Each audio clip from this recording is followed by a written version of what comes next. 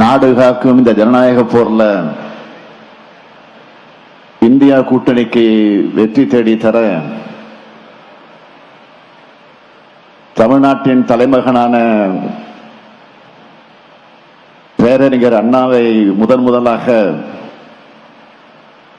மக்களவைக்கு தேர்ந்தெடுத்து அனுப்பின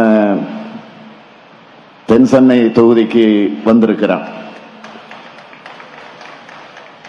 மாநில சுயாட்சி குரலாக ஒன்றியத்தில் ஒழித்து தலைவர் கலைஞரின் மனசாட்சியாக விளங்கிய அண்ணன் முரசொலி மாறன் அவர்கள் வென்ற தொகுதியான மத்திய சென்னை தொகுதிக்கும் சேர்த்தே இந்த கூட்டம் நடைபெறுகிறது. தலைநகர்ல தமிழ்நாட்டு மக்களுக்கு இறுதி அறைகூவல் விடுக்க கூடியிருக்கும் இந்த கூட்டத்தில் பங்கேற்றிருக்கக்கூடிய மாண்புமிகு அமைச்சர் பெருமக்கள் மாராத்தான் மாசு அவர்களை,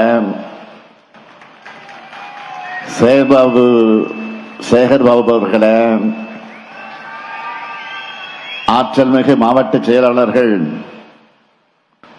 மயிலை வேலு அவர்களை, சிற்றரசு அவர்களை, காங்கிரஸ் பேரியக்கத்தின் முன்னோடிகளில் ஒருவராக இருக்கக்கூடிய என்னுடைய அன்பிற்குரிய பீட்டர் அல்போன்ஸ் அவர்களை, மார்க்சிஸ்ட் கம்யூனிஸ்ட் கட்சியினுடைய மூத்த தலைவர் அருமை தோழர் ராமகிருஷ்ணன் அவர்களை, ஆம் ஆத்மி மாநில செயலாளர் வசீகரன் அவர்களை, நம்முடைய வேட்பாளர்கள் தயாநிதி மாறன் அவர்களை, தமிழச்சி தங்கபாண்டியன் அவர்களை, மாநிலங்களவை உறுப்பினர் வில்சன் அவர்களை, என்ஆர் இளங்கோ அவர்களை, கனிமொழி சோமு அவர்களை, மாண்புமிகு பிரியா, துணை மேயர் மகேஷ் உள்ளிட்ட உள்ளாட்சி அமைப்புகளின் பிரதிநிதிகளை, சட்டமன்ற உறுப்பினர்கள் மோகன் அவர்களை, அரவிந்த் ரமேஷ் அவர்களை, பிரபாகர் ராஜ் அவர்களை, ஜெய கருணாநிதி அவர்களை, வெற்றியழகன் அவர்களை, டாக்டர் ஏழன் அவர்களை, ஹசன் மௌலான் அவர்களை, இந்நாள் முன்னாள் உறுப்பினர்களை, ஒருங்கிணைந்த சென்னை மாவட்ட பகுதி வட்ட கிளையினுடைய நிர்வாகிகளை, இந்தியா கூட்டணி கட்சிகளை சார்ந்த நிர்வாகிகளே, தொண்டர்களே, தோழர்களே, பத்திரிகை மற்றும் ஊடகத்துறையை சார்ந்த நண்பர்களே, வணக்கத்திற்குரிய வாக்காளர் பெருமக்களே, என் உயிரோடு கலந்திருக்கக்கூடிய நம்முடைய தலைவர் கலைஞர் அவர்களின் உயிரினும் உயிரான அன்பு உடன்பிறப்புகளே, அனைவருக்கு என் மாலை வணக்கம். மத்திய சென்னை வாக்காளர் பெருமக்களுக்கு திராவிட முன்னேற்ற கழகத்தினுடைய வெற்றி வேட்பாளர் தயாநிதி மாறன் அவர்களை தனியாக அறிமுகம் செய்ய தேவையில்லை. 3 முறை நாடாளுமன்ற உறுப்பினரா, ஒன்றிய அமைச்சரா, மத்திய சென்னையினுடைய குரலா மட்டுமல்ல, தமிழ்நாட்டு உரிமை குரலா ஒழிச்சவர் தயாநிதி மாறன் அவர்கள். ஒன்றிய அமைச்சராக இருந்தபோது உலக புகழ்பெற்ற மின்னணு நிறுவனங்களை தொழில் தொடங்க இந்தியாவுக்கு அழைச்சிட்டு வந்தவர். தலைவர் கலைஞரின் மனசாட்சியான அண்ணன் முரசொலி மாறன் அவர்களுடைய அன்பு மகன் மீண்டும் மத்திய சென்னை குரலா நாடாளுமன்றத்தில் ஒழிக்க தயாநிதி மாறன் அவர்களுக்கு உதயசூரியன் சின்னத்தில் வாக்களிக்கணும்னு கேட்டுக்கிறேன். அடுத்து தென்சென்னை நாடாளுமன்ற தொகுதியில் திராவிட முன்னேற்ற கழகத்தினுடைய வெற்றி வேட்பாளராக தமிழச்சி தங்கபாண்டியன் அவர்கள் போட்டியிடுகிறார். எழுத்தாற்றல், கவியாற்றல் என பன்முகம் ஆற்றல் கொண்ட தமிழச்சி தங்கபாண்டியன் அவர்கள் பேராசிரியர் பணியை விட்டுவிட்டு மக்கள் பணிக்காக வந்தவர். தலைவர் கலைஞர் அவர்களின் அன்பை பெற்ற மறைந்த என்னுடைய ஆரியரன் தங்கபாண்டியன் அவர்களுடைய அருமை மகள். திராவிடத்தின் குரலாக, தென் சென்னையின் குரலாக தமிழச்சி தங்கபாண்டியனின் அவர்களுடைய குரல் மீண்டும் நாடாளுமன்றத்தில் தொடர்ந்து ஒலித்திட உதயசூரியன் சின்னத்தில் வாக்களிக்கணும்.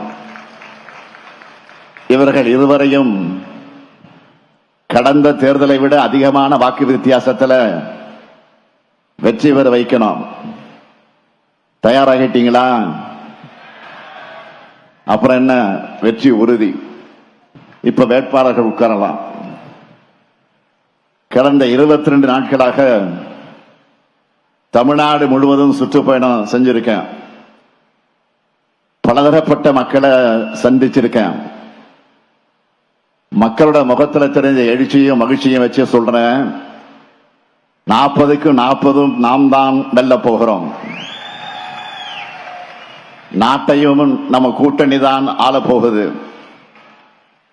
ஏன்னா தமிழ்நாட்டில் மட்டும் இல்ல, வட மாநிலங்களிலையும் இந்தியா கூட்டணிக்கு ஆதரவான அலை வீசிக்கிட்டு இருக்கு. இதற்கு காரணம் பிரதமர் மோடியோட சர்வாதிகார மனப்பான்மை, மாநிலங்களை நசுக்கிற எதேச்சதிகாரம், ஒற்றுமையா வாழுற மக்களிடையே பிளவை உருவாக்குற மதவாத பேச்சு, எதிர்கட்சிகளை ஒடுக்க நினைக்கிற பாசிச எண்ணம், எதிர்கட்சிகளை இருக்கக்கூடாது என்கிற எண்ணத்தோட பழங்குடியினத்தை சார்ந்த ஜார்க்கண்ட் முதலமைச்சர் ஹேம்சந்த் சோரனை கைது செஞ்சு சிறையில் அடைச்சார். டெல்லி முதலமைச்சர் அரவிந்த் கெஜ்ரிவால் அவர்களையும் சிறையில் அடைச்சிருக்கார். தேர்தல் என்பது சமமான களமாக இருந்தா படுதோல்வி நிச்சயம்னு உணர்ந்து காங்கிரஸ், கம்யூனிஸ்ட் போன்ற எதிர்கட்சிகளின் வங்கி கணக்குகளை முடக்கிற தீய செயல்ல ஈடுபட்டார். மக்களை பற்றி சிந்திக்காம கார்பரேட்டுகளாக மட்டுமே முன்னேற வேண்டும் என்று சிந்திச்சு திட்டங்களை தீட்டுனால விலைவாசி உயர்ந்து அத்தியாவசிய பொருட்களோட விலை விண்ணை முட்டுற அளவுக்கு இன்றைக்கு உயர்ந்து நிற்குது.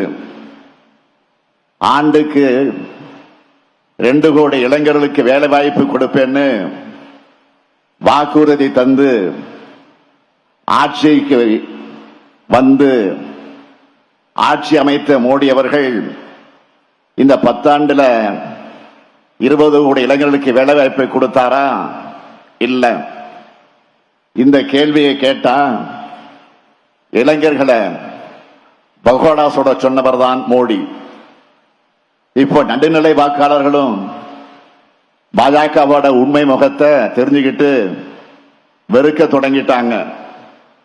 தேர்தல் பத்திர ஊழல், மோடியோட கிளீன் இமேஜ் என்ற முகமுடிய கிழிச்சு எரிஞ்சு மோடியோட ஊழல் முகத்தை பட்டவர்த்தனமா வெளிச்சம் போட்டு காட்டிடுச்சு. உடனே மோடி என்ன பண்றார்? தன்னோட இமேஜை காப்பாத்திக்க தேர்தல் பத்திரம் வந்த பிறகுதான் யார் யாருக்கு நிதி கொடுக்கிறாங்க என்பது வெளிப்படையா தெரிய ஆரம்பிச்சதுன்னு வடை சுட ஆரம்பிச்சாரு. மாண்புமிகு பிரதமர் மோடி அவர்களை உச்ச நீதிமன்றம் முதல்ல லிஸ்ட் கேட்டப்போவே ஏன் தரல? தேர்தலை சந்திக்க எல்லா கட்சிகளும் தான் நிதி வாங்குறாங்க. இங்க நிதியை வாங்கினது பிரச்சனை கிடையாது. அதை எப்படி வாங்கினீங்க? இடி, ஐடி, சிபிஐ கூட்டணி மாதிரி செயல்படுகிற அமைப்புகளை வச்சு தொழில் நிறுவனங்களுக்கு ரைடு போறது. அடுத்த சில நாட்கள்ல அந்த நிறுவனங்கள் இருந்து பாஜகவுக்கு தேர்தல் பத்திரம் மூலமா நிதி வாங்கிறது. பிறகு அந்த நிறுவனங்கள் மேல் நடவடிக்கைகளை நிறுத்தி வைக்கிறதுன்னு ஒரு மறைமுக சங்கிலி தொடர்பு இருக்க அதுதான் பிரச்சனைக்குரியது. முன்னணி ஊடகங்கள் இதை பத்தி பேச மறுத்தாலும் தனிநபர் பலரும் உச்சநீதிமன்ற அழுத்தத்தால் வெளியான பட்டியல்களை ஆய்வு செஞ்சு சில ஊடகங்கள்ல பாஜகவோட தில்லுமுள்ளுகள் அம்பலமாச்சே. இந்த நாடு எத்தனையோ பிரதமர்களை பார்த்திருக்கு.